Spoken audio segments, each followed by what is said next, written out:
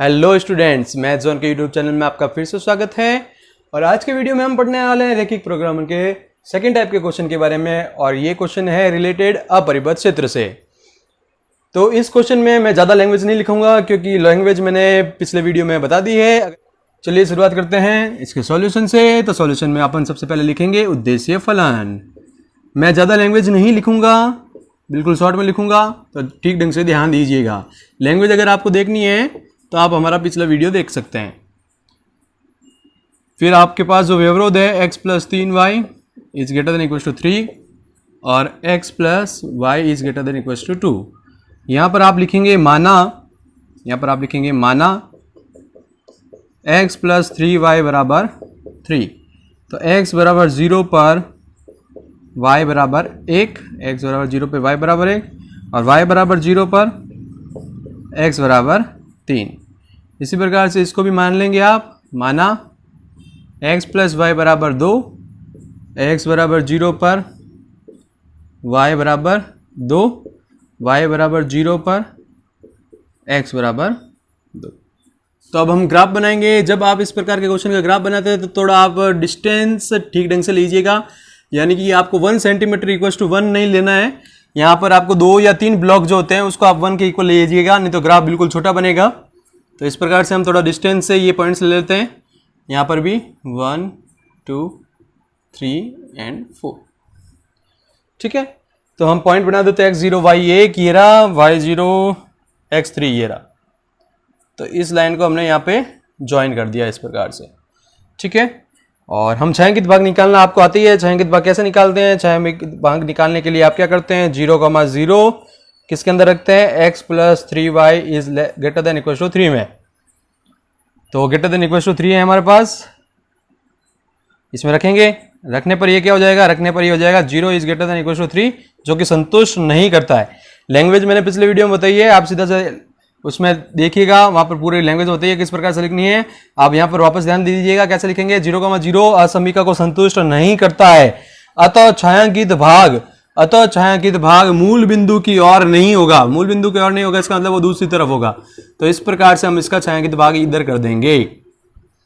ठीक है, मूल बिंदु की ओर नहीं होने का मतलब इस प्रकार से। दूसरा पॉइंट है कि x2 और y2 है, तो ये रहे हमारे पास दोनों पॉइंट्स और यहाँ पे हमने इसको ज्वाइन कर लिया। अब इसमें भी हम क्या रखेंगे? 0,0 रखेंगे। तो 0,0 रखेंगे तो x plus y is greater than equal to 2 में 0,0 रखेंगे तो ये भी इस प्रकार से आएगा, मतलब ये भी संतुष्ट नहीं करता। तो इसका छायांकित भाग क्या आएगा? बाहर की तरफ आएगा, ऐसे ही। ठीक है, तो अब इन दोनों में कॉमन क्षेत्रफल कौन सा है? इन दोनों में कॉमन क्षेत्रफल ये वाला है। इन दोनों में कॉमन क्षेत्रफल ये वाला है। हमारे पास कोणीय बिंदु क्या आ गए? हमारे पास कोणीय बिंदु देखते हैं अभी कौन कौन से हैं। पहला तो ये रहा, दूसरा पॉइंट ये रहा जो इसके यहाँ पर कट हो रहा है, और तीसरा ये रहा। ठीक है, तो ये आप पॉइंट का नाम दे सकते हैं। ए है, ये लिख सकते हैं बी, ये लिख सकते हैं आप सी। ठीक है, तो आप लिखेंगे, आप लिख सकते हैं कि सुसंगत हल क्षेत्र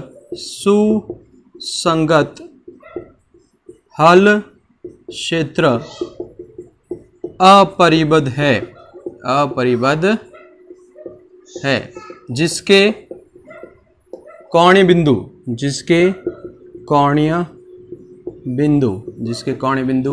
a 3,0, b ये मेरे पास अभी नहीं है, ये पॉइंट आएगा ग्राफ से, c 0,2 है।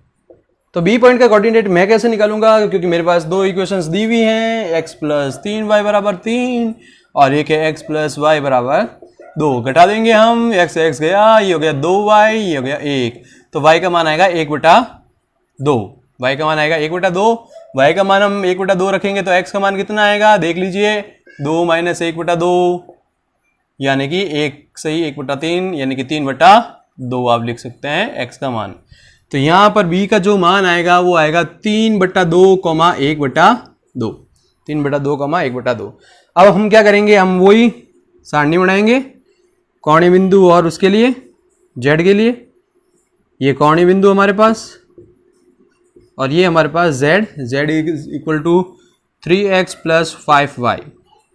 तो पहला है 3,0 रखना है इसमें, तो 3 3 हो जाएगा 9।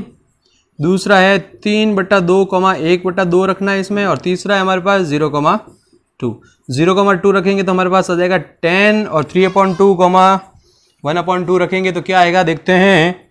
हमारे पास 3 इंटू हमारे पास है 3/2 plus 5 into 1/2, 9/2 plus 5/2, 14/2 means 7। 14/2 means 7, तो हमारे पास आएगा आंसर 7। ठीक है, यहां तक का काम तो हमने पिछले वीडियो में भी किया है। अब हम क्या करेंगे, इसका न्यूनतम मान निकालना है। तो न्यूनतम मान आपको क्या दिख रहा है, न्यूनतम मान आपको दिख रहा है 7। तो अब आप डायरेक्ट आंसर नहीं लिखेंगे कि 7 इसका आंसर है, क्योंकि ये अपरिबद्ध क्षेत्र है। अगर परिबद्ध क्षेत्र होता तो आप डायरेक्ट आंसर लिखते हैं कि 7 इसका आंसर है न्यूनतम मान, और किस बिंदु पर है 3/2, 1/2 पर। तो अब देखिए इस क्वेश्चन को किस प्रकार से करना है। आगे हम एक लैंग्वेज लिखेंगे, क्या लिखेंगे, चूंकि यह क्षेत्र, यह सुसंगत हल क्षेत्र अपरिबद्ध है, इसलिए अब हम क्या करेंगे, जो हमारे पास z का मान है वो क्या है 3x प्लस 5y, और न्यूनतम मान यहाँ पे क्या है हमारे पास, न्यूनतम मान है हमारे पास 7, तो हम लिखेंगे 7। और न्यूनतम बोला तो आप क्या लिखेंगे, लेस देन। आप क्या लिखेंगे, लेस देन। ये याद रखिएगा, लेस देन लिखना है। अगर ये अधिकतम पूछता तो आप यहां पे क्या लगाते हैं, ग्रेटर देन। लेस देन या ग्रेटर देन लगाना, इक्वल टू को साइन नहीं लगाना। तो अब क्या करेंगे, अब यहां पर भी इसकी लाइन ड्रॉ करेंगे। मतलब क्या लाइन ड्रॉ करने का, x बराबर 0 पर y का मान कितना आ जाएगा, 7/5। पहले इसको समीकरण में चेंज करना है। तो अगर आपको डाउट लगता है तो मैं पहले यहां पे समीकरण में चेंज कर देता हूं। 3x plus 5y is equal to 7, ये मान लिया। तो x बराबर 0 पर y बराबर 7/5, और y बराबर 0 पर x का मान कितना हो जाएगा, x का मान हो जाएगा 7/3। 7/5 और 7/3। तो अब ये पॉइंट्स कहां आएंगे वो देखते हैं। 7/5 का मतलब क्या हो गया, 1 पॉइंट समथिंग, 1 पॉइंट समथिंग कुछ होगा। x 0 और y 1 पॉइंट समथिंग अपन यहां पे ले लेते कुछ, ये पड़ा, यहां मैं लिख देता हूं 0,7/5। ठीक है, आगे बात समझ में। 1.4 के करीब आएगा, तो 1.4 के करीब मैंने लिख दिया है। अब ये देखिएगा, इसको लिखेंगे तो आपके पास क्या आएगा, आपके पास आएगा 3 दूनी 6 और 3 3 9, 2.3 के लगभग, 2.3 के लगभग, यानी कि यहां पर। ठीक है, ये पॉइंट मैं अंदाज से लगा रहा हूं क्योंकि मेरे पास यहां पे कोई ग्राफ की स्केल नहीं है। अगर आप ग्राफ से बनाएंगे तो बिल्कुल पर्टिकुलर आपको पॉइंट्स मिलेंगे। तो 7/3 यहां पे लिख देते हैं। 7/3 तो यहां लिखेंगे अपन, ये हो गया 7/3, 0, और ये है 7/5। ध्यान रखिएगा, मैंने थोड़ा छोटा लिखा है तो कंफ्यूज मत होइएगा ये। ठीक है, अब इन दोनों पॉइंट्स को भी आपको मिलाना है। आपको मिलाने का मतलब डॉट डॉट करके मिलाना है। ध्यान रखना, इन दोनों पॉइंट्स को क्या करना है, डॉट डॉट करके मिलाना है।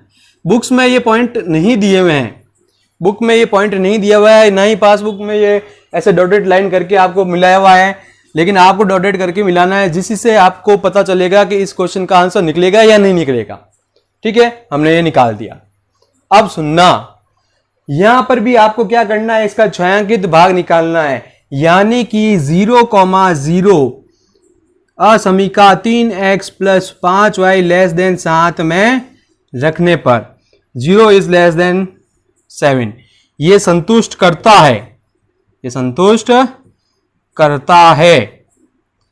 इसका मतलब इसका छायांकित भाग आप किस तरफ बनाएंगे, इस तरफ बनाएंगे, ऐसे ऐसे हल्का हल्का सा आपको करना है। तो एक बात पता चल रही है, एक बात क्या पता चल रही है कि ये जो हमने डॉटेड लाइन बनाई है, इसका जो छायांकित भाग है वो इस तरफ है, नीचे की तरफ, और ये जो हमारा सुसंगत हल क्षेत्र है वो इस तरफ है। ठीक है, तो अब देखिएगा, इस लाइन का इस तरफ, इसका इस तरफ, यानी कि इस लाइन के छायांकित भाग और इस छायांकित भाग में कोई भी उभयनिष्ठ बिंदु नहीं है। यानी कि जो हमारा सुसंगत हल क्षेत्र था और जो ये हमने डॉटेड लाइन कही है उसका हल क्षेत्र है, यानी कि छायांकित भाग है नीचे की तरफ, इन दोनों में कोई भी बिंदु उभयनिष्ठ नहीं है। अगर कोई भी बिंदु उभयनिष्ठ नहीं होता है तो ये जो आपका आंसर 7 है यही इसका निम्नतम मान होगा। अगर ये हमारा ये जैसे ये रेखा है और ये इस तरफ हो जाती, इसका छायांकित भाग भी इस तरफ आ जाता, तो इस रेखा का और सुसंगत हल क्षेत्र में बहुत सारे बिंदु हमारे पास उभयनिष्ठ आते, तो फिर हम लिखते हैं कि इसका कोई हल संभव नहीं है। तो इसलिए ये डॉटेड लाइन इंपॉर्टेंट है। बुक्स में जो आरबीसी की बुक है उसमें ये डॉटेड लाइन नहीं ड्रॉ की गई है, ना ही पासबुक वालों ने कुछ भी नहीं लिखा है, लेकिन लैंग्वेज अपन को ध्यान रखनी है कि अपरिबद्ध क्षेत्र आता है तो अपरिबद्ध क्षेत्र में न्यूनतम पूछ रहा है या अधिकतम, ये हमको देखना है। और क्या देखना है कि अगर न्यूनतम पूछता है तो न्यूनतम मान देख लिया, उसको क्या करना है, लेस देन के साथ लिखना है। किसके साथ? जेड के साथ। जेड की जो इक्वेशन लिखी उसके साथ लेस देन के साथ लिख दिया।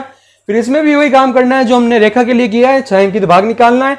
अगर जो छायांकित भाग निकलता है, जैसे ये छायांकित भाग है, ये सुसंगत हल क्षेत्र के साथ में आता है, सुसंगत हल क्षेत्र के साथ में आता है, तो इस क्वेश्चन का आंसर नहीं होगा, ना ही न्यूनतमीकरण होगा ना ही अधिकतमीकरण। जैसे अगर अधिकतमीकरण पूछता तो ये ग्रेटर देन होता, उसमें फिर हम ग्रेटर देन के लिए यहां पे संतुष्ट कराते। तो ये चीज याद रखिएगा। तो हम आंसर में क्या लिखेंगे, भाषा में क्या लिखेंगे, मैं थोड़ा यहां से साफ करके यहां लिख देता हूं। भाषा देखिएगा आप क्या लिखेंगे,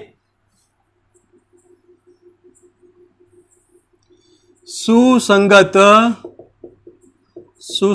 हल क्षेत्र, सुसंगत हल क्षेत्र तथा 3x प्लस 5y